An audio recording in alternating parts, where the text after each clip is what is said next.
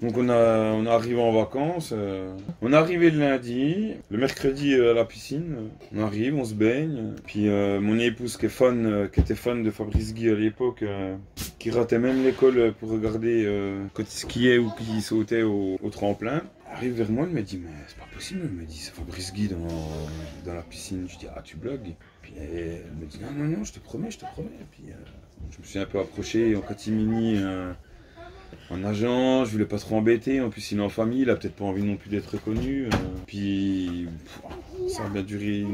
Au bout de 20-25 minutes, je suis allé le voir, je lui ai dit bonjour, excusez-moi de vous déranger. Vous êtes Fabrice Guy? Puis là il m'a regardé, il m'a dit ouais.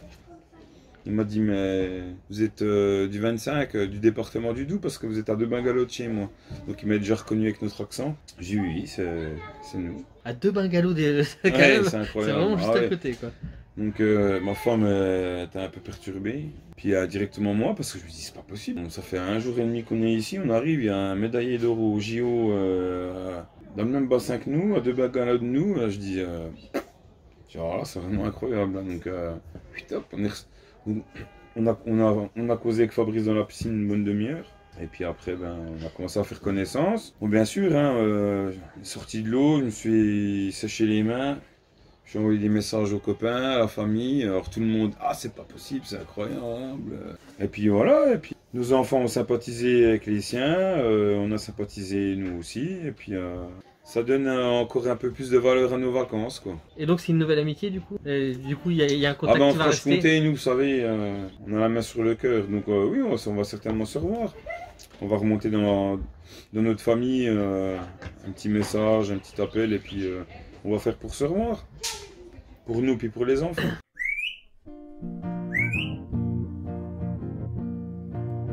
On s'est perdu sur des chemins, en vagabond s'en est allé, errer de ville en campagne, rouler sans se presser, comme des nomades enflammés, Géocaché, géotrouvé, à la recherche de liberté. géocaché, géotrouvé, Prendre le temps de s'arrêter, chercher le trésor convoité. Le vagabond est arrivé, venez, venez le contempler. Des paysages de toute beauté, géocaché, géotrouvé, nous sommes enfin prêts à rêver. géocaché, géotrouvé, Géo trouve-nous dans nos voyages, toutes ces merveilles inespérées. Dans cette quête vous racontez tout le récit de nos contrées. Allez, allez, nous retrouver, géocaché, géotrouvé, vous apporter de la gaieté. géocaché, géotrouvé, Allez, venez, venez, vous amuser. géocaché, géotrouvé. Salut à tous, c'est Géo Trouve-nous. Alors le travail permet des fois de faire des rencontres fabuleuses, et encore une cette fois-ci. Je vais essayer un petit peu de vous faire profiter de ces rencontres, donc avec ma série de vidéos que vous devez connaître maintenant, Un jour une rencontre. Je vais vous présenter donc notre nouvel invité. Je suis donc avec Fabrice Guy. Il est né en 68 dans le Doubs, plus précisément à Pontarlier. Et sa naissance fut sûrement un événement très important de cette année 68. Pour comprendre un petit peu qui tu es, est-ce que tu peux nous énumérer un petit peu ton palmarès? Alors oui, bonjour à tous. Alors, je me présente, Fabrice Guy. Alors je suis champion olympique à Albertville en 1992 de combiné nordique, c'est-à-dire c'est le saut à ski et le ski de fond. En 91, j'ai ramené une médaille d'argent au championnat du monde à Val di Fiemme en Italie. J'ai refait une médaille en 97 à Trondheim en Norvège. Donc ça c'est une 3e place en individuel. Et j'ai fini ma carrière par une médaille de bronze aux Jeux olympiques de Nagano. Par équipe à 4, et puis j'ai gagné le classement général de la Coupe du Monde en 1991-92, donc avec 6 victoires sur 8 compétitions sur l'année. Une mère monitrice de ski, un père champion de France en 72 en ski de fond, un oncle qui fait du saut de ski, des frères et sœurs aussi qui font du ski. Si je comprends bien, la famille, on se réveille ski, on mange ski et on dort peut-être avec des skis. Ouais, oui, c'est vrai que c'est vraiment ancré dans la famille. Ça, je pense, ça vient aussi du grand-père qui a été starter aux Olympiques de 68. Voilà, bon, mon père n'a pas fait les Jeux malheureusement, il a été pas sélectionné en 72, même s'il était champion de France. C'est un de ses grands regrets. Et moi j'ai eu la chance de participer à 4. Une sœur très bonne skieuse qui fait des courses de longue distance, mon oncle qui faisait du saut à ski, et donc voilà, un père fondeur, un oncle sauteur. C'est pour ça que j'ai fait du combi nordique. Et donc du coup, pour ceux qui ne connaissent pas cette discipline, qu'est-ce que c'est exactement? Pourquoi cette discipline s'est créée en fait? Alors en fait, c'est une des plus vieilles disciplines qui existe au niveau Coupe du Monde et Jeux Olympiques. Le combi nordique, en fait, ça, même à un moment donné, il y avait même 3 disciplines. Et donc le saut à ski, donc ça vient des pays scandinaves, hein, les Norvégiens, c'est des précurseurs du ski. Hein, ils se déplaçaient avec un grand ski, un bâton et un arc. Et ils se sont mis à sauter les petites bosses. Donc le saut à ski est venu comme ça. Il est arrivé, les premières compétitions ont été faites en 1892. Ah, quand même. Ouais. Et puis le ski de fond, voilà, après ça fait pour se déplacer, et puis les compétitions aussi. Et en fait, c'est la plus vieille discipline qui existe, c'est l'ancêtre du ski en fait. On dit souvent qu'en montagne, les enfants tiennent déjà avant sur des skis, avant de savoir marcher. Est-ce que c'est une légende ou est-ce que c'est vrai? Bah, c'est vraiment pas une légende, parce que de mon cas, en fait, mes premiers pas, je les ai faits sur des skis. Moi, je suis né en décembre, donc un an après ma naissance, j'ai commencé à marcher sur des skis. Ah, c'est pas une légende. Ça. On m'en avait parlé, mais du coup... Pour moi, c'est bien vrai. À quel âge tu as commencé la compétition? Alors les premières compétitions, on va dire, pour s'amuser, hein, il n'y avait rien de très... On commence comme ça, j'ai à 7 ans. En même temps que j'ai commencé en fait le saut à ski, j'ai commencé à faire des compétitions de ski de fond à côté. Ah d'accord, okay. Ouais. Et donc c'était des petits trucs locaux, oui, c'est vraiment régional, tout voilà, ça. avec les écoles, avec les entre villages quoi. Voilà. Alors en 92, ça a été la consécration, ton sport fait souvent voler. Et comment tu as fait pour garder les pieds sur terre après justement cette médaille? Je pense que je viens d'une famille qui vient de la terre, donc on a plutôt les pieds bien ancrés dans le sol. Donc un petit village, Mout c'est 1000 âmes. Voilà, je pense que c'est pour ça aussi loin des grandes villes, et puis un endroit où il fait froid, où les gens, je pense, ont besoin d'être très bien ensemble. Donc voilà, moi j'ai pas besoin du tout d'aller voir ailleurs. J'étais très content de vivre dans ce petit village et d'y retourner après mes exploits, on va dire. Il n'y a pas de bling bling quoi. C'est pas bling bling exactement. Ouais. Et ouais, du coup, c'est ton grand-père qui était agriculteur, c'est ça? Mes deux grands-pères, des deux côtés, ouais. D'accord. Et c'était agriculteur, c'était plutôt le fromage là-bas? Le fromage, ouais, exactement. Okay. Ouais. Ah, du coup, ça c'est une question qui m'a turlupiné un petit peu, je trouvais que c'était intéressant. Du coup, le retour au village, ça a dû être intense, les apéros partout. Pour se reposer, ça devait être dur après les courses. Sauf que moi, cette année-là, j'étais en tête du classement général de la Coupe du Monde. Donc mon objectif, c'était d'aller, ça s'est passé au mois de février. Et moi, j'avais des compétitions jusqu'au mois d'avril. Donc les apéros, voilà, on a fait une soirée à mon retour des Jeux, avec tout le village forcément, plus les voisins, plus les villages voisins, on va dire.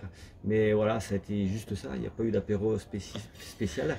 Et moi, je me suis replongé tout de suite dedans, et je suis reparti la semaine d'après sur les Coupes du Monde. Donc je suis reparti directement en Norvège, à essayer de défendre déjà avec ce titre, et puis surtout, je voulais gagner la Coupe du Monde. Mais ils ont dû presque inventer une fête alors du coup à ton retour. C'est ça, du coup on en a fait une plus grosse en fin de saison au mois de juin.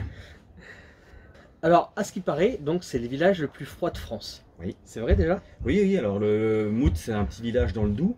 Là, cette particularité, c'est que le record est moins 42. Ah oui. Donc forcément, c'est très froid. Et on va dire, je vois un peu venir la question. On parlait de Mout pour le froid, et maintenant ça a changé. On parle de Mout parce que c'est le village du champion olympique. Donc c'est un petit peu cassé cette façon de toujours dire Mout, le pays le plus froid de France. Donc les gens étaient un peu frileux pour venir. Et puis du coup ils sont venus visiter, voir où j'habitais. Et du coup ça a vraiment relancé économiquement. Et puis on a vu beaucoup de touristes les années suivantes. Ah, ça c'est super déjà. Ouais. Et du coup pour un village froid, est-ce que tu as le sang chaud? Est-ce que tu es quelqu'un plutôt de sanguin? Je suis pas du tout sanguin, par contre je suis un tueur en compétition. Ça c'est sûr que j'aime pas perdre. Mais je suis pas quelqu'un qui va chercher des noises. Je fais ça dans le respect d'éthique. Et puis pour moi, quand il y a un meilleur plus fort que moi, il est plus fort que moi. Je ne suis pas là pour aller le mettre par terre. Pas mauvais pardon. C'est voilà, gagnant mais pas mauvais perdant. Exactement. Alors, quelques petites questions superficielles. Moi, ça va me faire un petit peu rire. En particulier pour le village olympique. Le soir, c'est plutôt repos dodo ou est-ce qu'il y a des petites fêtes? Alors, j'ai jamais fait une fête au village olympique. Ça paraît incroyable, mais quand on est là-bas, en fait, chacun a ses objectifs. Donc forcément, il y a beaucoup de monde. Ce qui change beaucoup, c'est de manger avec tous les autres athlètes et de toutes les disciplines. C'est vraiment le seul moment au jeu où on peut participer à ça. Et par contre, c'est clair qu'on pense, enfin moi et d'autres, hein, quand on vient là-bas au jeu, c'est pour gagner des médailles. Donc on n'a pas le droit de se dispatcher à droite à gauche. Donc c'est vraiment focus, repos, et le plan il est bien organisé pour aller chercher des médailles. C'est quoi, c'est 15 jours en fait de... Alors ça dépend des disciplines. Nous ça dure un peu plus longtemps puisqu'on avait quand même 3 compétitions, hein, le par équipe et 2 individuels.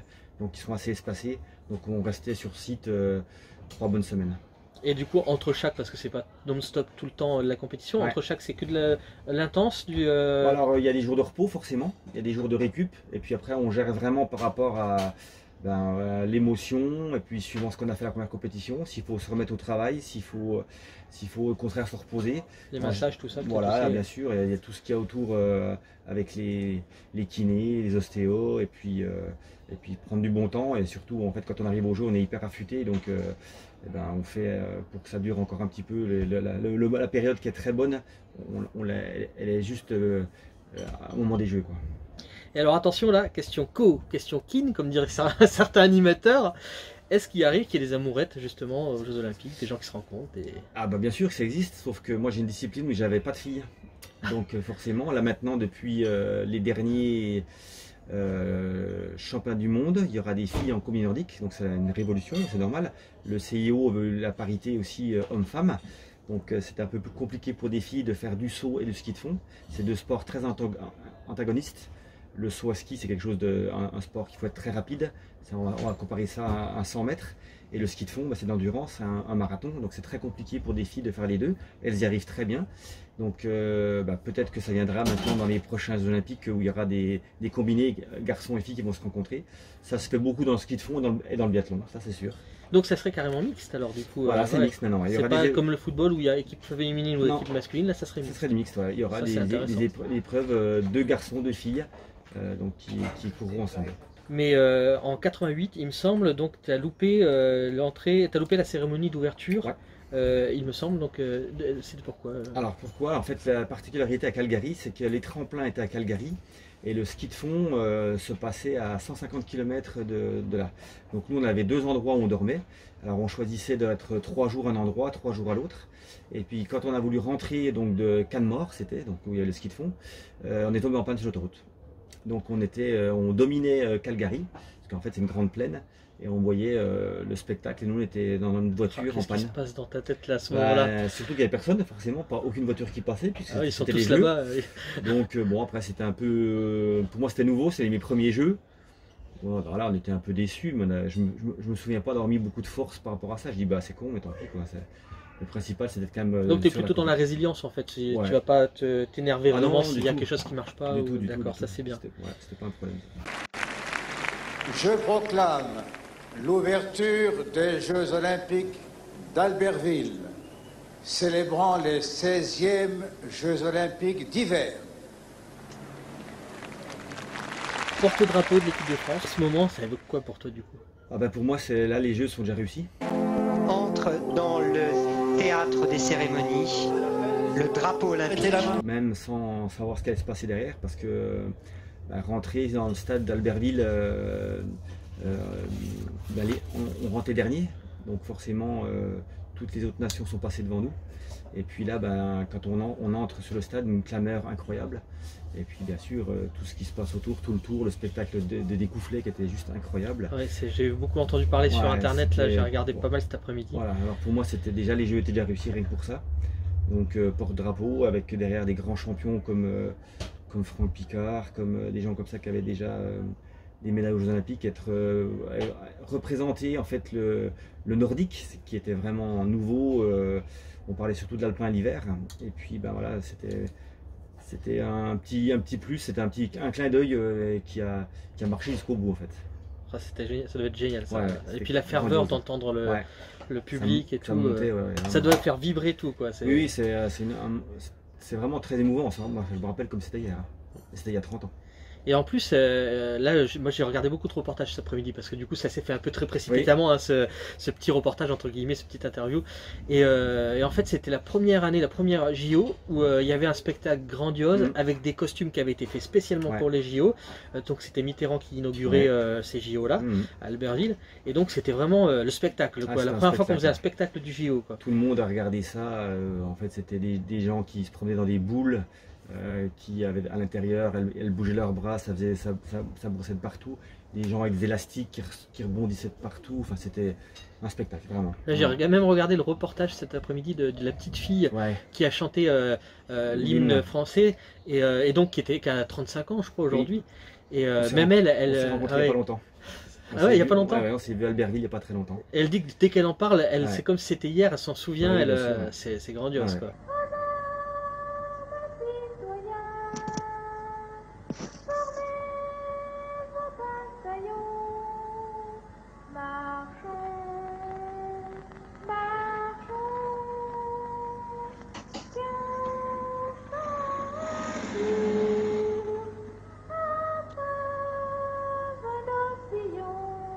Et même les filles qui m'ont remis les bouquets de fleurs à Courchevel, je les ai revues 15-20 ans après. Et c'est vrai que j'ai l'impression de les... Enfin, elles étaient toutes petites, hein, c'est des filles qui avaient 8-10 ans. Et ça a vraiment beaucoup d'émotions, même dans leur regard, on voit que ça marque au fer rouge, quoi.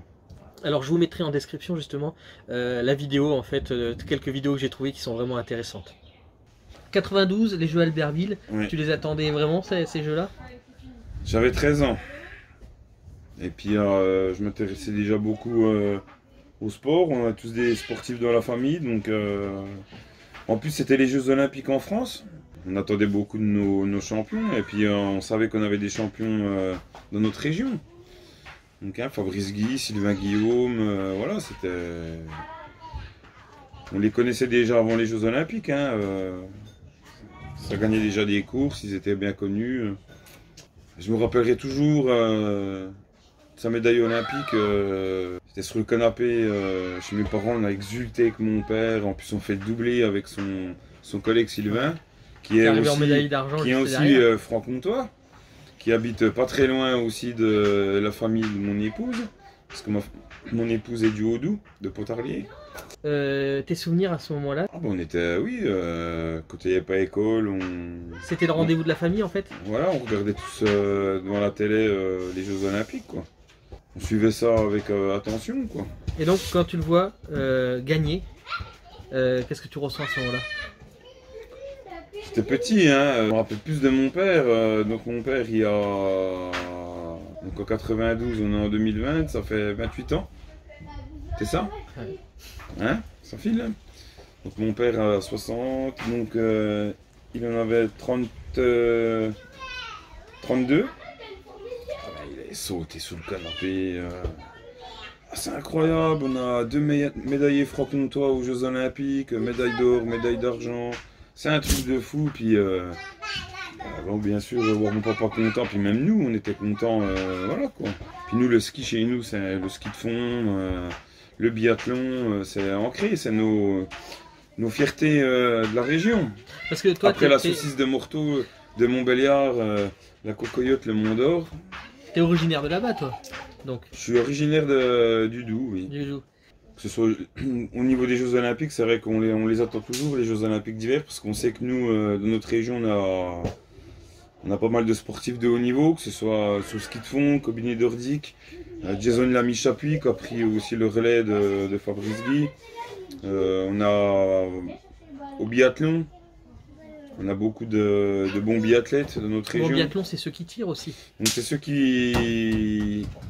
Ça alterne ski et tir. C'est un sport aussi très difficile parce qu'il y a beaucoup d'efforts sur le ski. Et arriver sur le pas de tir, sur une cible à 50 mètres, puis plus bouger, arrêter son cœur, arrêter... voilà, il faut plus respirer, tenir la carabine, plus bouger.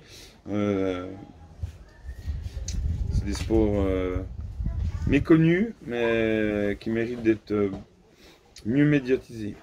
Et alors la vie là-bas, c'est bien? La vie en Franche-Comté, chez nous, c'est comme dans le Nord-Pas-de-Calais, qu'on pleure quand on y arrive, et on pleure quand on en repart. Ah, ça c'est beau ça. Voilà. Et quand on est dans la région, dans le village de Fabrice, en plus quand on pleure, on a les larmes qui gèlent tellement il fait froid là. Oui, c'est vrai.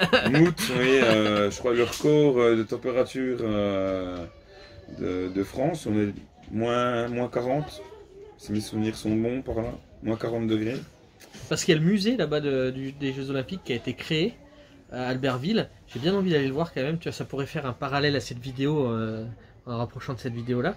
Parce qu'ils ont tous les anciens costumes, parce qu'il y a eu tout un spectacle pour les JO d'Albertville, et il y avait beaucoup de costumes, et ils ont en fait dans le musée les costumes qui ont été pour ce jour-là. D'accord, Donc ok. ça doit être assez grandiose à voir, de les voir de près, ces costumes et tout, avec beaucoup d'affiches, de signés donc des sportifs, des petites histoires des sportifs, Des qui anecdotes. racontent, des anecdotes, c'est pas mal. Surtout qu'ils ont quand même gardé pas mal d'infrastructures encore. Hein. Il y a la piste de bobsleigh, il y a encore la patinoire, je crois. Enfin bon, après ça date. Hein. Période un peu plus dure, je pense, c'est cette blessure au genou que tu t'es fait en foot. Alors, est-ce que c'était déjà foot, c'était du pro ou c'était c'était avec les amis? C'était en jouant en jouant au foot avec les copains du ski, parce qu'on faisait toujours un échauffement, on aimait bien tous le foot, et puis on a fait ça sur un lac gelé comme des couillons, et puis en fait j'ai glissé, j'ai tapé le genou, je me suis cassé le ménisque. Alors, et du coup, qu'est-ce qui s'est passé pour toi à ce moment-là? Cassé le ménisque, mais apparemment j'ai appris qu'on t'avait pas tout dit au départ. Non, on m'a pas dit que j'avais cette blessure. Alors en fait, j'étais à Saint-Moritz en Suisse. Je suis allé jusqu'à Lyon avec mon entraîneur qui m'a amené là-bas. Le Toubi qui nous suivait depuis les années 87 et qui est encore mon Toubi maintenant, m'a observé le genou, machin. Et, oh, bah, c'est bon, ça va aller, un peu de vélo, un peu de strapping, ça ira bien. En fait, ils m'ont caché un peu la blessure parce qu'on était trop près des jeux pour opérer. Et puis dire que j'allais être foutu pour les jeux, c'était pas bien non plus. Donc en fait, ils m'ont caché vraiment la gravité de la blessure. Et en fait, quand je rentrais chez moi, ben, j'étais qu'un vélo elliptique. Et puis je décoinçais ce genou. Et puis je me faisais mon strapping tout seul. Et au moment des jeux, il était là. Donc avec lui à mes côtés, c'était quand même beaucoup plus simple. J'ai fait toute la saison comme ça. Et quand j'ai gagné la Coupe du Monde au mois de mars, il m'a dit ben, maintenant tu te fais opérer dans un mois. Ton ménisque est cassé. Et du coup, ça n'a pas abîmé plus le fait de faire quand même du sport? Bah si, ils se déchirent un peu plus, mais de toute façon après ils l'ont coupé. Donc, Parce que, est-ce que c'est comme les ligaments croisés, le fait de faire du sport, de faire beaucoup de muscles, ça finalement c'est le muscle qui tient tout au lieu de oui, le genou? exactement. Alors, le gros problème de nos sports, et de sports en fait comme le foot aussi, si tu es trop musclé autour d'un genou, les ligaments croisés cassent. Et ça c'est en fait c'est 6 mois à 8 mois d'arrêt. Moi je me suis jamais cassé celui-là, heureusement. Donc c'était que le ménisque et puis les latérales internes qui se refont tout seuls, heureusement. Et du coup, est-ce que tu as eu peur pour ton avenir à ce moment-là quand tu as su vraiment la réalité? Oui, bah, pas eu peur. Je me suis dit de toute façon, parce que c'était quand même que 15 jours avant les Jeux. Donc je suis rentré, on m'a mis un petit peu à l'écart. Je suis allé chez ma soeur qui habite La Rosière, en Savoie, au petit col du Saint-Bernard, un petit peu pour m'isoler. Parce qu'à ce moment-là, j'étais en tête de la Coupe du Monde. Et que pour pas que les médias viennent trop me harceler et puis que je me pose trop de questions. Donc pour moi déjà de porte-drapeau, je me suis dit bon bah, de toute façon si ça coince, ça va pas, j'aurais au moins fait porte-drapeau. Puis il y a les Jeux 2 ans après, parce qu'on a décalé l'été et l'hiver. 92 c'était l'hiver, en même temps que Barcelone. Et puis après nous c'était 94. Et puis après ça a été Atlanta pour les sports d'été. Donc du coup moi j'ai eu la chance de 2 ans après refaire des Jeux. Donc dans ma tête je me suis dit si ça va pas, dans 2 ans je serai remis. Oui, voilà. D'accord. Toujours positif. Voilà, très positif. Ouais. Et du coup aujourd'hui ton genou nickel ou oui, nickel. Peut-être? J'ai refait l'autre au foot pareil. 20 C'est ans, d'équerre. voilà, 20 ans jour pour jour, je me suis fait mal au foot pareil. Bon, les ménisques c'est pas très grave. On s'en remet bien. Premier français à remporter la coupe en 92, la Coupe du Monde en 92. Il lui aura fallu 18 ans avant que ça se reproduise, avant qu'on brille de nouveau à ce podium-là. D'après toi, pourquoi? Et est-ce une fierté personnelle? Alors c'est pas très compliqué à expliquer parce que on a fait en fait c'est des rythmes en fait, hein, c'est comme ça. Tu as un champion qui arrive, ça dure une dizaine d'années, Après, on redescend au creux de la vague, et puis ça remonte avec quelqu'un qui est très fort. Jason Lamy-Chapuis a été quelqu'un qui a été encore plus fort que moi, parce qu'il a gagné 3 globes. Il a eu une dizaine de médailles, enfin même 12 ou 13 médailles. Donc oui, après, moi je suis fier parce que d'avoir été le premier. Et puis surtout d'avoir fait commencer ces jeunes-là. Parce que Jason venait me voir à la Coupe du Monde de Chaux-Neuve, donc dans le village à côté d'où j'habite. Et en fait, c'est en voyant la Coupe du Monde de Chaux-Neuve qu'il a eu envie de faire comme moi. Donc il a regardé les jeux à la télévision, et puis voilà, ça fait un boule de neige.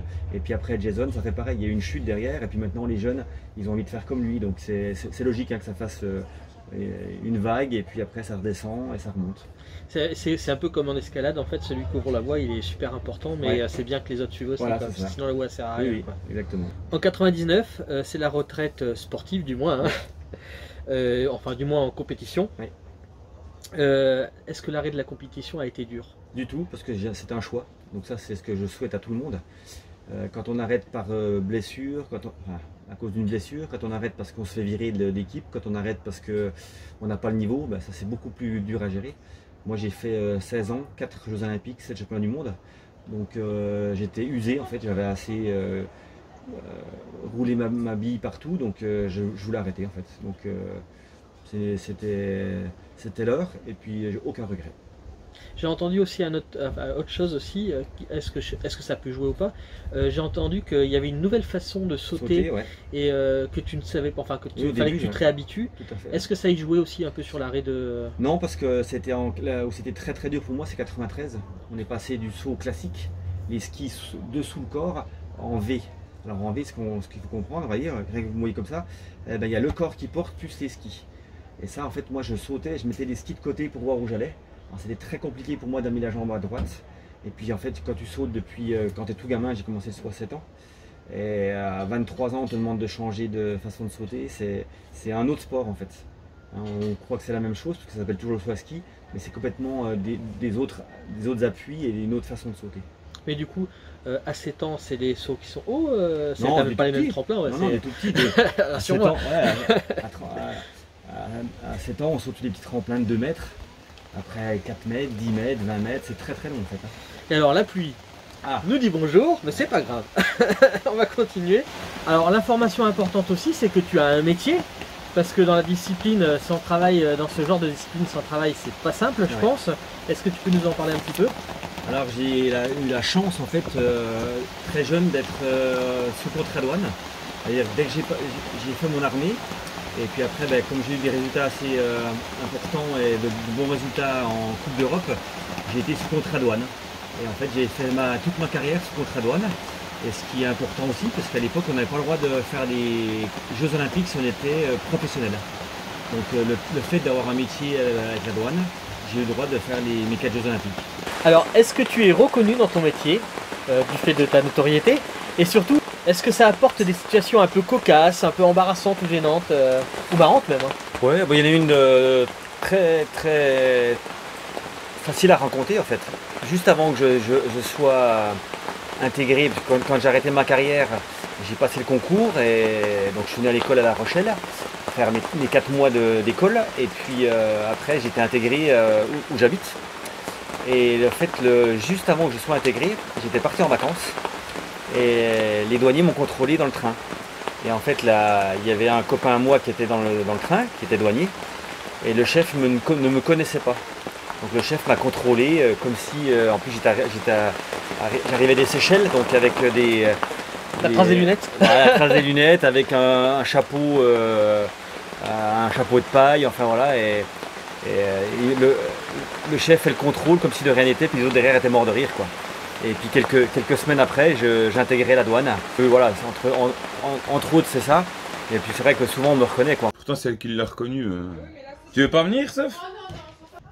Non, parce que moi, en 92, j'avais 11 ans et j'étais fan de Fabrizgi. Donc Ce qui est marrant, c'est que je suis en train de filmer, donc je vais l'entendre ça. Et je vais le rajouter dans la vidéo. On te voit pas. On te voit pas, c'est pas grave.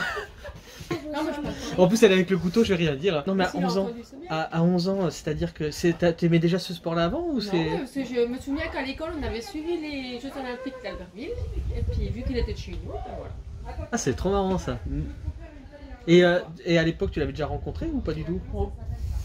Pas spécialement. Non, non. Tu Une même fois, pas on est approché allé- en allant... Si, une fois on a dû aller voir la Transjurassienne et puis en 92, mais après non. Voilà.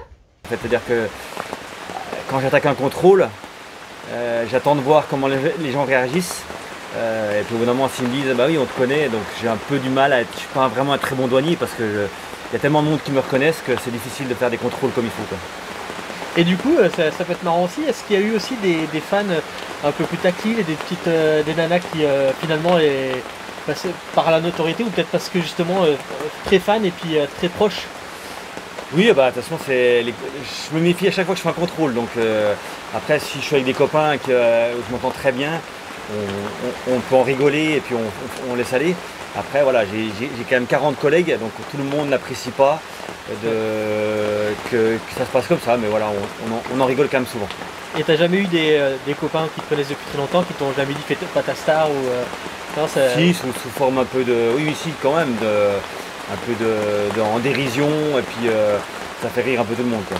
Ah ouais, ça c'est aussi ce qui m'a tilté aussi, ça. Et pour ta famille, ça n'a jamais été dur justement le fait que quelqu'un vienne prendre un photographe Ouais. avec tes enfants ou avec ta famille Ouais, j'avoue que c'est quand même compliqué pour la femme. Mes enfants, ils étaient encore petits, donc il n'y a pas eu de problème, mais c'est vrai que les gens, ils viennent voir le championnat olympique, et souvent la femme ou même les parents, c'est un peu derrière, c'est un peu compliqué, quoi. Et puis je pense que les fans ne le font peut-être pas exprès, mais des fois ils vont vers le championnat olympique et presque ils se mettent devant la femme ou la famille, comme si la personne n'existait pas finalement. Les autres n'existent plus. C'est ce qui doit être dur, alors que c'est pas vraiment fait méchamment. Mais... Non, du tout, mais on veut être le plus proche possible de la personne, et puis du coup on oublie un peu ce qu'il y a autour. Est-ce que c'est rentable d'être sportif dans cette discipline du moins? Ouais. Alors je dirais de mon temps, non, ça c'est pas du tout pécuniairement parlant, tu gagnes, même si tu es champion olympique, tu vis pas sur tes résultats, c'est-à-dire que derrière il faut travailler. Après voilà, des très grands champions comme Jason, je pense que voilà, ils ont quand même mis un peu d'argent de côté, mais de là ne pas vivre, de ne pas travailler, pardon, non, c'est pas possible, il faut quand même travailler à côté. Ça n'a rien à voir avec le foot par exemple, si on peut comparer. Une médaille, par exemple moi en 98, ça représente rien du tout, quoi. C'est vraiment quelques milliers d'euros, quoi. Pour plusieurs années de service, quoi, beaucoup de travail, et puis voilà, en fait on court pas après ça, hein. Si j'avais voulu gagner de l'argent, j'aurais peut-être fait un autre métier. Et les sponsors, c'est plutôt de l'argent ou plutôt que du matériel? Alors ça dépend, ça peut être c'est de moins en moins de l'argent, parce que la période est de plus en plus dure, surtout moi à la fin, c'était plutôt ils me payaient des stages ou du matériel. La compétition a l'air d'être une histoire de famille. Alors du coup, est-ce que les nouvelles générations sont intéressées par le sport ou d'autres hobbies, hein, pas forcément du sport? Alors mon premier, Samuel, a fait de la compétition comme moi, de haut niveau. Il a été vice-champion du monde junior. Il a sélectionné pour les championnats du monde senior en Norvège, et puis il était remplaçant pour les Jeux de Sochi. Et il n'a pas fait les Jeux malheureusement. Dans le même sport? Oui, dans le même sport, ouais. Et là en ce moment, il est entraîneur de l'équipe de France junior de Combini Nordique. Donc lui, c'est vraiment, il a fait exactement comme moi.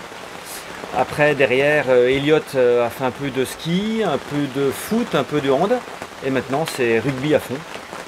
Donc c'est complètement différent, un sport collectif, donc j'adore. Et puis Edgar, pareil, il a fait du hand, il a fait du foot, et maintenant c'est du rugby. Alors on n'est pourtant pas une terre de rugby, mais on a un endroit où un club très formateur à Pontarlier. Donc je suis très content, ils adorent toutes les glisses, que ce soit le ski alpin, le ski de fond, le télémark, tous ces sports de glisse, mais ils ne veulent pas faire de compétition. Et c'est marrant parce que c'est pas mal un sport individuel à la base, mais toi t'aimes bien le sport d'équipe. Oui, moi j'adore l'équipe. Et du coup en plus il y a le ski en équipe du coup. Oui, il y a par équipe, et pour moi quand les gens me demandent quel est ton meilleur souvenir au jeu, je dis c'est la médaille de bronze par équipe. Et les gens ne comprennent pas parce que l'or c'est quand même plus, ça paraît mieux, mais moi le partage, d'avoir fait ça à 4,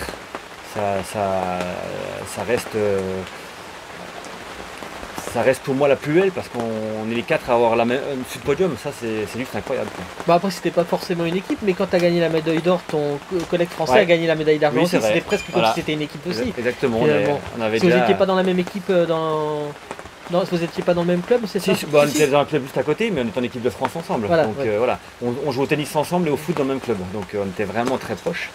donc ça s'appelait Sylvain Guillaume.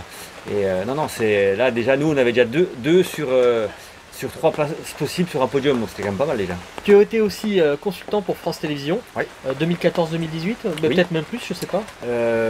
Oui, j'ai déjà fait 2 jeux et puis 3 championnats du monde. Et je vais au prochain jeu en Chine, à Pékin. Ouais, puis tu fais les étoiles du sport, c'est la même chose aussi, ça fait Alors partie. les étoiles du sport, c'est un truc différent. On partage en fait avec les meilleurs sportifs français. Ça se passe tous les ans, ça a été pendant 15 ans à La Plagne, et maintenant c'est sur Tignes. Et en fait on réunit les meilleurs sportifs du moment qui ont été champions du monde ou champions olympiques, enfin médaillés. Et ils viennent nous présenter un FIOC, un futur grand. Et puis nous on élit le sportif de l'année français. Et du coup, comment s'est passée cette expérience avec les médias? Parce que c'était tout nouveau pour toi. Mais j'ai jamais eu de problème avec les médias, en fait j'ai toujours répondu à leurs questions, même quand ça allait mal. Donc du coup, pour moi c'était très facile.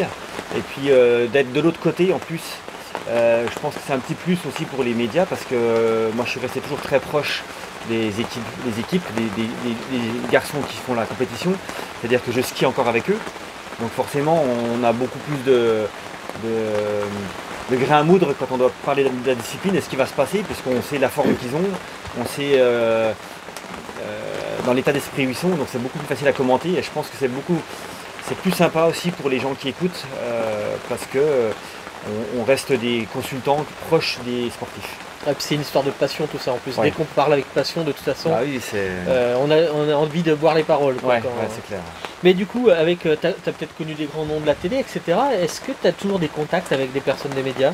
Oui, par exemple un Patrick Montel qui vient de partir en retraite, qui commente aussi l'athlétisme, c'est quelqu'un de charmant et au début ça a été un petit peu froid et puis il est venu faire la Coupe du Monde de Chauveneuve et puis il s'est rendu compte que on était des gens hyper intentionnés et ouverts.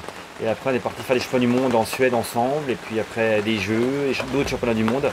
Et voilà, je garde un souvenir, maintenant j'en côtoie d'autres. Mais pour moi ça reste des gens qui aiment le sport déjà, ça c'est important. Et ils sont là aussi, c'est leur métier de faire retransmettre cette émotion. Et j'adore ces gens-là en fait aussi. Ça fait partie de notre sport aussi. Et du coup les sportifs, tu parlais que tu étais toujours en contact avec les sportifs, etc. Les sportifs, c'est vraiment une famille? Ah, c'est vraiment une grande famille, c'est-à-dire qu'on a un profond respect entre nous, même entre disciplines, même entre sport d'été et hiver. Quand on participe aux Jeux, moi j'ai la chance que j'ai, c'est de connaître autant de sportifs d'été que d'hiver maintenant, grâce aux étoiles du sport entre autres. Et puis bien sûr d'être invité à droite à gauche par rapport à mon titre. Donc on a cette chose en commun, les sportifs, que en fait on a un profond respect les uns pour les autres. Alors aujourd'hui entraîneur, si je comprends bien, la compétition s'arrête mais le sport c'est pas possible. Ah, c'est pas possible, pour moi c'est quelque chose c'est vraiment ancré en moi. J'ai fait des coupures, j'étais obligé aussi, quand on est entraîneur on peut pas être tous les jours à s'entraîner comme quand on est des coureurs, ce qui est logique. Maintenant j'ai un petit peu plus de recul par rapport à l'entraînement parce que c'est mon fils qui a pris la place. Moi maintenant je suis complètement que douanier. Et après j'ai une association à côté pour essayer de trouver des partenaires pour nos amis sportifs, surtout les skieurs. Donc j'ai de nouveau plus de temps pour moi pour faire du sport et j'en profite beaucoup. Passer du côté de l'entraîneur, surtout que si j'ai bien compris, tu as entraîné aussi quelqu'un qui est monté très haut, qui a suivi tes pas parce qu'il a fait à peu près le même parcours que toi. Et comment ça se passe quand on passe du côté de l'entraîneur justement? On a envie que les personnes qu'on entraîne aient les mêmes sensations qu'on a eues. C'est-à-dire que mon année 92, je la souhaitais à tout le monde, vivre ça. C'était juste euphorique. Et dès que je prenais le dossard, je savais que j'allais gagner. C'est un truc incroyable, quoi. Donc on essaie de retrouver ça, de remettre ces jeunes sur la voie pour avoir toutes les ficelles pour pouvoir briller aussi à haut niveau. Je me souviens un peu au foot, bien sûr, de Giroud qui avait été embêté ses joueurs parce qu'ils étaient avec des filles, etc. Est-ce que, avant d'être entraîneur, est-ce qu'il n'y a pas un moment où tu te dis putain, il m'emmerde un petit peu l'entraîneur? Et est-ce qu'après, du coup, t'as pas compris? Alors moi, j'ai un entraîneur qui était assez dur, mais j'ai toujours eu un profond respect pour lui. Il était comme mon père en fait. Donc c'était un deuxième père et Il me disait quelque chose, je le faisais. Même si des fois c'était un peu une contrainte, je me disais s'il dit ça, en fait on le regarde comme les yeux d'un... On a un gamin devant et puis on le respecte comme son père, quoi. Donc des fois ça allait un peu moins bien, donc il trouvait des subterfuges pour nous piquer et en fait je n'ai jamais voulu. C'est après en réfléchissant, je dis bah oui, il a fait ça pour qu'on revienne sur la bonne voie, quoi. Alors, on parle souvent d'emploi du temps de ministre, mais j'ai l'impression que ton emploi du temps, il a rien à envier au emploi du temps de ministre. C'est vrai que je dors pas beaucoup. J'adore mes journées parce qu'elles sont très rythmées. Donc c'est-à-dire que moi ma journée elle commence à 5 h du matin. C'est-à-dire que je dors très peu et j'ai besoin de très peu dormir. Je suis en forme, mais pas de problème. Donc ben, soit je pars au boulot parce que comme je suis douanier, j'ai des horaires très décalés. Je peux attaquer à 5 h du matin, comme à midi, comme le soir, comme la nuit. Donc en fait j'en profite pour régler ma journée par rapport à ça. Donc si j'ai la matinée libre, je pars faire du sport. Je m'occupe déjà de mes enfants que j'amène à l'école. Après, voilà, c'est sport pratiquement tous les jours. Et puis surtout, il y a plein de choses à faire, quoi. Je fais aussi du jardin, je fais aussi, j'ai une maison, je fais du bois, donc c'est des grosses journées. Et couche tôt du coup couche assez tôt, ouais, vers 10 h, 11 h maximum. D'accord, c'est pas tôt, c'est non, normal. Non, c'est pas très tôt, ouais, ça. C'est pas tard, mais c'est normal, quoi. Ouais. Alors, tu m'as parlé d'une discipline, déjà tout à l'heure tu en as parlé, mais on en a parlé bien avant, d'une discipline qui est pas très connue, le télémark. Ouais. Est-ce que tu peux nous en parler un peu plus? Ah bien sûr, parce que ça c'est la base du ski. Donc Telemark, c'est une région en Norvège. Il faudra regarder la Norvège, un petit peu là à l'ouest du pays. Donc le Telemark, c'est là où est né le ski. Comme je disais tout à l'heure, ils avaient des grandes planches, un arc, un bâton, et ils se déplaçaient comme ça. Donc le pied libre derrière, ils sautaient des bosses, ils tiraient avec leur arc les bestioles. Ils étaient chasseurs, hein. Et après ils ont posé l'arc, ils ont pris 2 bâtons et puis ils ont un bâton pardon, et ils faisaient le télémark. Donc cette genuflexion qu'on fait aussi quand on atterrit au tremplin, qui est noté, c'est-à-dire qu'au tremplin on a 60 points pour le style et 60 points pour la longueur. Et dans le style, il y a donc ce fameux télémark qui compte pour 2 points. Sur la note de 20, il y a au moins 2 points pour le télémark par juge. Donc voilà, c'est... donc la personne qui fait un peu comme ça et qui a du mal il perd déjà 2 points. Là, il part déjà sur sur 18 au lieu d'être sur 20. Alors que si tu fais un télémark, tu peux monter jusqu'à 20. Et après, on enlève des points si les bras ils bougent, si on atterrit mal. Enfin voilà. Ouais, donc il faut être bien gainé pour voilà, ce sport, du gainage et atterrir en télémark. Donc, et puis moi, je profite... j'ai toujours aimé ce sport depuis, ça va faire maintenant 30 ans que je pratique du télémark. Alors autant avec des copains qu'avec mes enfants, en freeride, en ski libre ou sur des pistes, en emmenant des gens le week-end en ski. Mais du coup, souvent, il y a beaucoup d'enfants qui rechignent à faire des sports, des trucs comme ça. Toi, tes enfants, il n'y a pas de souci, ils te suivent au télémark. Oui, ils me suivent. Parce que le télémark, c'est quand même bien sportif. Oui, il faut plier bien le genou couche pratiquement par terre. C'est ça. Donc il y a des cuisses et des mollets en béton, je suppose. C'est vrai que ça fait des bons. Donc c'est vrai que des enfants qui suivent comme ça, c'est pas mal, je trouve. Hein. Après, pour eux, c'est avant que ce soit une épreuve, on va dire, musculaire, c'est déjà une épreuve technique pour eux. Donc s'ils s'adaptent très bien à la technique, plus tard, ils feront des performances. Mais au début, c'est vraiment de la technique. C'est vraiment un geste très souple, très doux par rapport à la neige. Et comme je dis, on caresse la neige en fait. C'est de l'équilibre, du vraiment sport. Exactement. Donc tout le bas de musclé déjà. Voilà. C'est vrai que je connaissais le télémark bien avant parce que j'ai vu plein de reportages là-dessus et je trouvais ça excellent quand les gars. Et puis en plus, ils peuvent bien prendre de la vitesse. Enfin, vous pouvez bien prendre de la vitesse en télémark. Alors moi, je pourrais jamais en faire parce que en ski, j'arrive à tenir un petit peu, mais je suis pas très doué en équilibre. Je tombe assez souvent. Je me fais quand même plaisir. C'est du ski balade pour moi. C'est pas du ski sport. C'est bien aussi. Alors du coup, le télémark, je me vois pas en faire parce que je tiens pas bien sur des skis. Je vais faire une petite citation de Mohamed Ali. Vole comme un papillon, pique comme l'abeille. Bon, vas-y, cogne mon gars, cogne. Est-ce que c'est pour la même raison qu'on t'a surnommé la guêpe? Alors non, moi par rapport à ça, c'est parce que quand j'étais gamin, donc j'habitais pas très loin des pistes de ski alpin. Donc comme je dis, un village le plus froid de France, on va dire 6 mois de température un peu clémente et à peu près 6 mois d'hiver. Et en fait on faisait forcément, on fait quoi l'hiver? Du ski de fond, du ski alpin, ou du télémark, ou du biathlon bien sûr, ou des raquettes, ce qu'on veut. Mais moi je faisais du ski alpin et en fait je sautais toutes les bosses. Et comme je sautais les bosses, les gens du téléski m'ont appelé la guêpe parce que je m'envolais, tout simplement. D'accord. Voilà. Et tu as déjà essayé, je pense sur autre chose. Il y a un sport aussi que je trouve hallucinant, parce que il faut avoir du souffle, etc. C'est au ski, faire du ski de fond et devoir tirer en plus. Ah, le biathlon. Donc ce qui doit être super dur parce qu'il faut toujours reprendre le rythme du cœur pour pas que ça fasse bouger, etc. Est-ce que tu t'es déjà essayé à ça? Oui, je le fais une fois par an, je fais une compétition avec la douane. Je suis très mauvais au tir, je vise très mal. Après, j'ai pas de problème avec mon cœur et puis ça va m'arrêter. Sauf que j'ai un œil directeur de merde. Donc du coup, je suis très très mauvais. Je prends une calotte, mais je suis heureux de participer parce que je me rends compte de la difficulté du sport. Et du coup, on parlait du cœur, donc le beat, le rythme, les sportifs, souvent, ils ont le rythme qui descend fort. Est-ce que tu as eu un rythme qui descendait très très fort, toi, ou pas? J'avais le pouls qui tapait à 32. C'est impressionnant, hein, parce que souvent on dit 40-45 les sportifs, la 32 moi j'ai été très très bas. On est quand même quelques-uns à avoir un pouls très bas, je vois plus sûr, maintenant il est remonté haut, mais haut, je suis à 50. Mais oui, je tapais très très bas. Dû peut-être à l'âge forcément, et puis au fait que tu fasses un tout petit peu moins de sport, même si tu en fais toujours pratiquement tous les jours. Oui, mais ça fait rien. Je vous le dis juste comme ça, 80 km hier en vélo, combien 20 km aujourd'hui en course, donc il continue bien. Hein. Donc c'est pour ça que tu as quand même gardé un rythme bas, mais... Pas aussi bas que si je m'entraînais encore plus régulièrement. Si je faisais des VO2, si je faisais vraiment attention, pour encore plus m'améliorer. Moi je veux pas, maintenant c'est du fun, quoi. C'est que pour le plaisir. D'ailleurs c'est marrant d'entendre pour le plaisir 80 km en vélo, parce que pour certains ils ne comprendront pas ça pour le plaisir.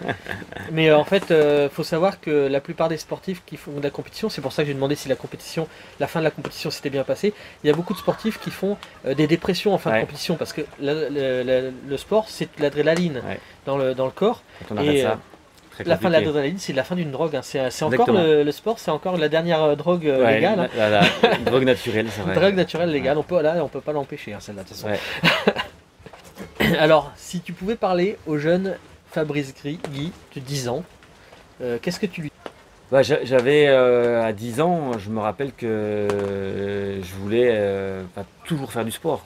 Dès que je rentrais du ski, d'après ce que me disent mes parents, c'est avant de monter à la maison, je jetais mon cartable et j'allais faire du ski devant la maison. À l'école, je ne suis jamais allé à l'école en voiture, je suis toujours allé à pied ou en vélo. Dès que j'avais du temps, j'allais aider mon grand-père à faire les foins. Enfin, j'étais un hyperactif, quoi. Je me rappelle de... Mais voilà, à partir de 10 ans, c'est à peu près ce que je me rappelle. Calme et hyperactif, c'est assez marrant. Hein. Posé mais hyperactif, fallait que je fasse quelque chose, quoi.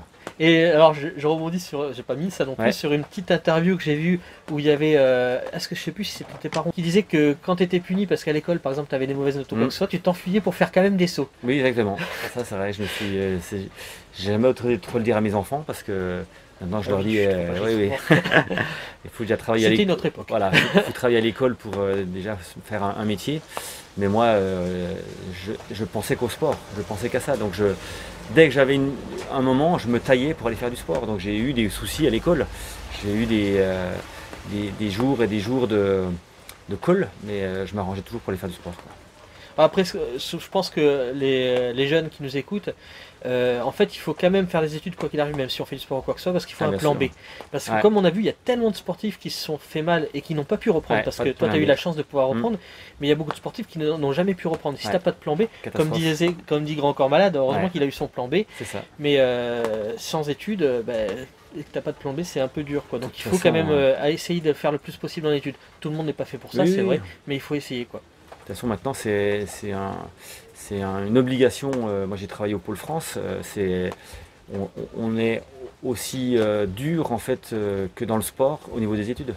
C'est-à-dire que c'est un projet études avec un projet sport et on avance les deux. Parce que, comme on dit, le jour où il y a une blessure, le jour où on est moins fort, et si on n'a pas de plan B, qu'est-ce qu'on fait? Qu'est-ce qu'on devient? Voilà.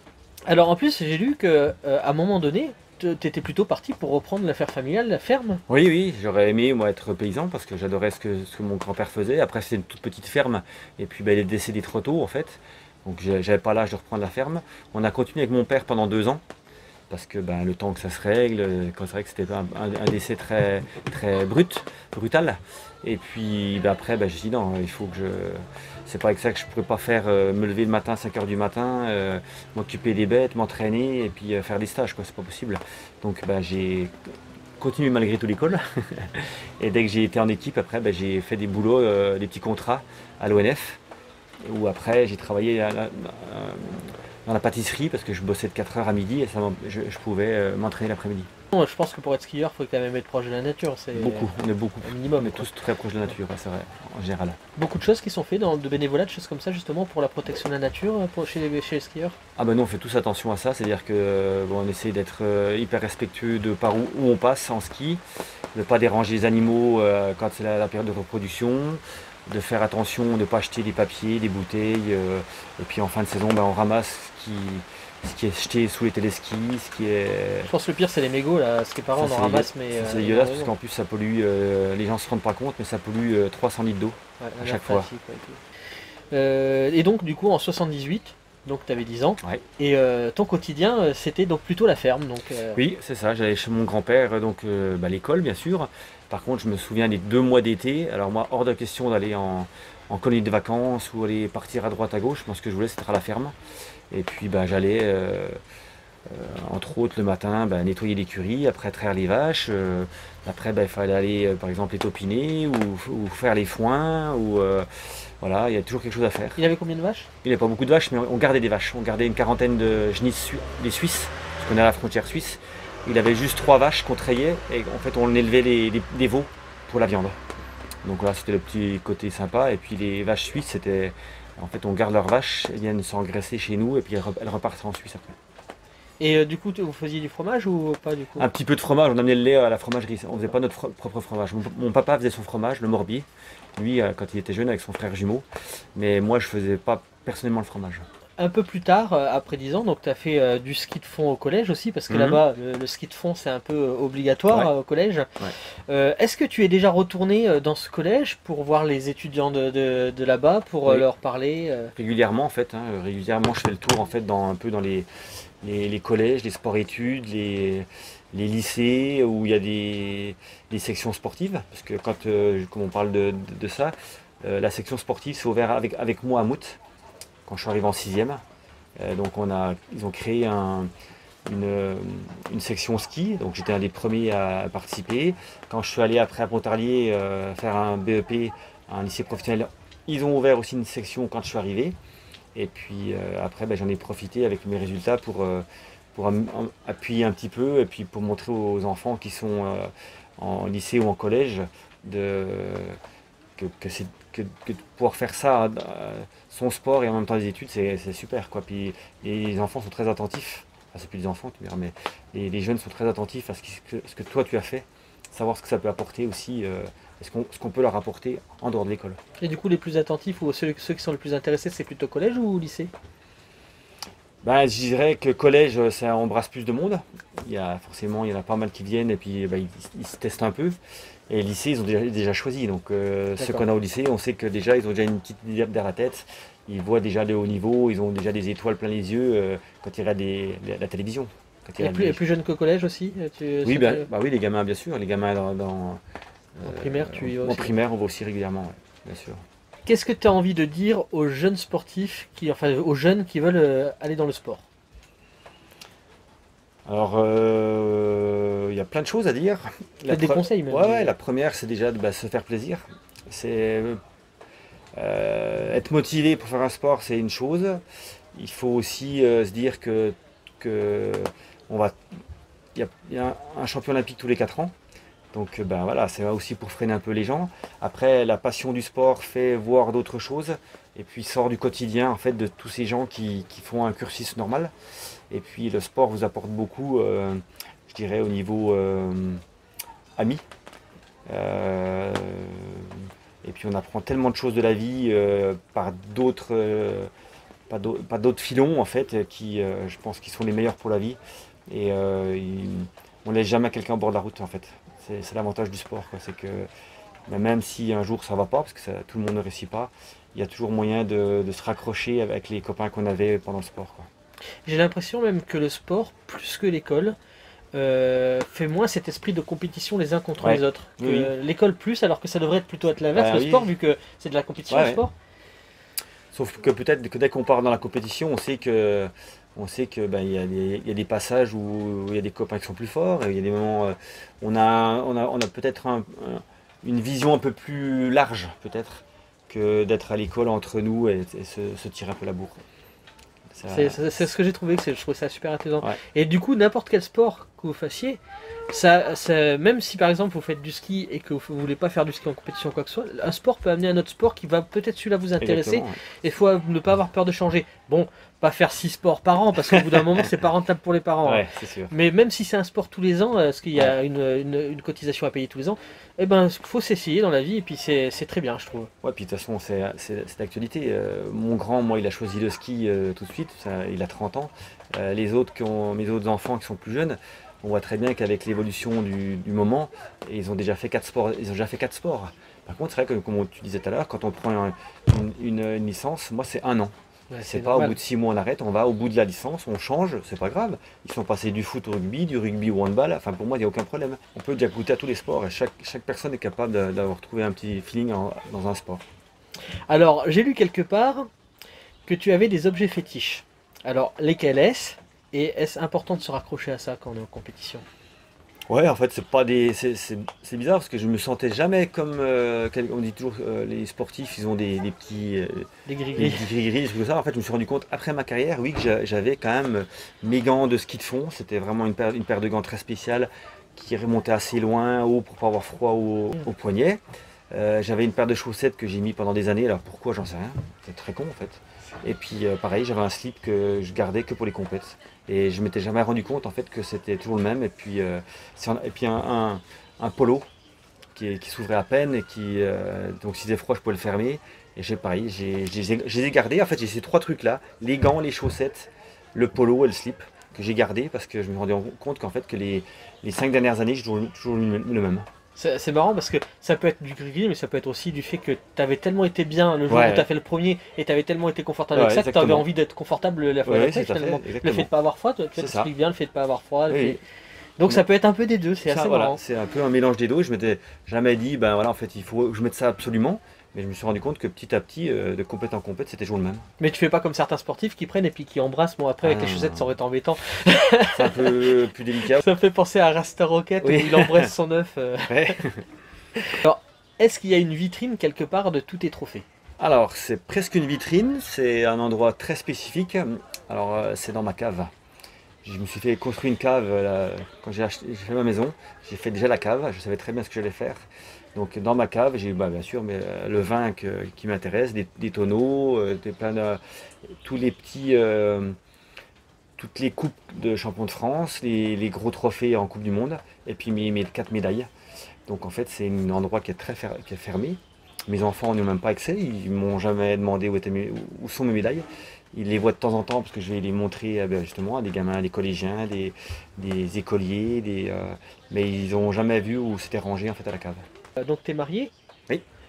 Et en fait, je voulais savoir si ta femme était sportive elle-même, parce que souvent les sportifs se mettent avec des sportifs, donc Ouais. tu me dis coiffeuse. Alors donc, mon premier mariage, c'était pas du tout une sportive, du tout, alors pas de ski, rien du tout.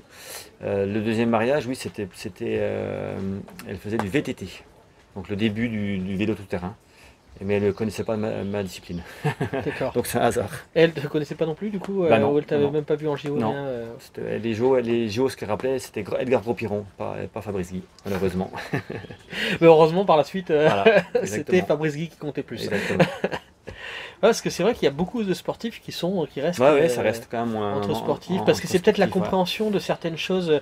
Je pense qu'il y a beaucoup de gens, quand ils sont pas sportifs, toutes les choses que tu es obligé de te forcer à Ouais. faire, ou les sacrifices, Il y a etc., c'est peut-être pas simple pour quelqu'un qui n'est pas sportif. Voilà, une certaine discipline dans ta vie. Alors, ta nouvelle passion, j'ai l'impression, ou peut-être une passion qui continue, le vélo. Oui. Même en compétition, je crois. Oui, je fais encore un petit peu des compétitions, mais pas tous les dimanches, voilà, c'est les compétitions, on va dire, on côtoie beaucoup de monde, c'est-à-dire l'étape du Tour, on est quand même plus de 10 000 au départ, donc c'est complètement différent. Oui, parce que autour, tu pars au Tour de France. Oui, aussi. oui, je vais souvent. J'ai même entendu une interview où tu avais numéro 1. Oui, c'est ça. Ouais. Alors là, puis là, je me retrouve avec des copains en semaine, les week-ends, et on essaye pareil, c'est un brassage aussi de plein de sports différents, et on se retrouve sur des vélos. En fait, on partage cette passion, et puis on se met un petit peu des défis. Je vais faire au mois d'août la route des Alpes, mais des stations en Suisse. Donc voilà, je vais faire ça avec un copain qui n'est pas du tout cycliste. Et on s'est engagé à faire, je sais plus combien de cols, à temps de moyenne, c'est pour partager en fait.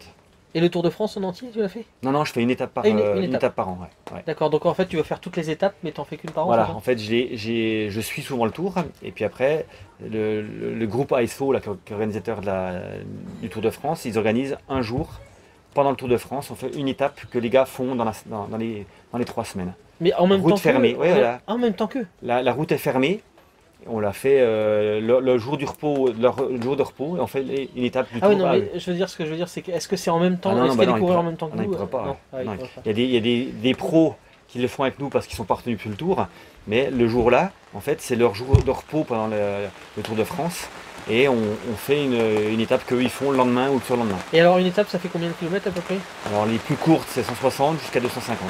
D'accord. Ouais. Et niveau temps, etc., est-ce que c'est bien ou pas pour toi? Oui, en général, on prend 1 heure par le moins bon du Tour, D'accord. sur le jour même. D'accord. Ce qui est logique. Hein. J'imagine là sur cette pente là, je sais pas combien de degrés elle fait. Alors sur l'élan, c'est 34 et 36 dans la pente. Parce que j'ai vu les pentes comme ça quand ils marchent à côté, avec les marches à côté et tout. Il faut des crampons. Et puis même les pentes sans neige, tout vert là. C'est du plastique synthétique. Ouais. Et ça glisse bien ça? Pareil, ça glisse grâce à la pluie comme maintenant, ça glisse très bien. Donc il faut que ça soit humide en fait. Ouais, exactement. Et c'est pareil, c'est les skis sont fartés. Oui, pareil. On va atterrir, ça glisse. Je vais faire comme Bryce Nice, ça parte. Ouais. J'ai plus beaucoup de questions, c'est bientôt la fin. Qu'est-ce qu'on peut te souhaiter pour les années à venir? Moi personnellement maintenant, ça continue comme ça, que je reste en forme, que je continue à faire découvrir mon sport à des jeunes, que je commente le plus longtemps possible encore les jeux. J'aimerais bien encore en faire 2 ou 3, ça serait quand même pas mal. Donc je vais à Pékin au mois de février l'année prochaine, c'est un bel objectif. Les championnats du monde en 2 ans, et puis voilà, rester en forme comme ça. Alors est-ce que tu veux parler de certaines assos que tu tiens à cœur en fait, comme j'ai vu Olympics Olympique, oui, après c'est une petite association qui s'appelle Olympic Team, vous pouvez regarder sur le site internet Olympic Team. Nous on cherche des partenaires pour, au départ c'était pour les disciplines nordiques en Franche-Comté, et puis maintenant c'est ouvert à d'autres sports, on fait de l'athlétisme, on fait du handball, on fait du golf, on essaye d'aider ces sportifs, parce que ça devient de plus en plus dur. Donc j'espère que grâce au jeu Paris 2024, le gouvernement va faire attention à ça, parce qu'on marche très bien en France, mais c'est grâce beaucoup à du bénévolat, et pas aux aides malheureusement de l'État qui sont de plus en plus serrées. Et on fait de moins en moins de sport à l'école, je pense que j'espère qu'on va faire attention à ça à l'avenir, parce que avec une année qu'on vient de passer, la pandémie, on a vu que les enfants, c'est surtout eux qui en souffrent le plus, parce que ils font moins de sport et puis ils ont tendance à se laisser un petit peu aller, et une fois qu'on est parti dans une spirale vers le bas, c'est pas bon. Ah bon, la pluie arrive, pas la neige mais la pluie. Ouais. Et comme par hasard, c'était la dernière question. Nous arrivons à la fin de cette petite interview, si on peut appeler ça, comme dirait Ernesto, pompeusement une interview. Hein, mais voilà, en tout cas j'ai pris beaucoup de plaisir. Tu as peut-être un mot pour la fin?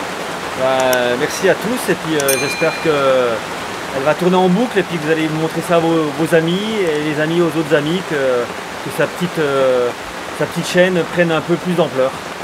A plus. Et même si ça prend pas beaucoup d'ampleur, je peux vous dire que les abonnés que j'ai, ils sont vraiment comme ça, avec des commentaires super. Et des fois, il vaut mieux avoir pas trop d'abonnés à la rigueur, et que ce soit des abonnés qui soient comme ça, et d'une gentillesse. Donc moi, je peux répondre à tous les commentaires, c'est ça qui est génial. Allez, ciao. Ciao à tous. À bientôt pour de nouvelles aventures.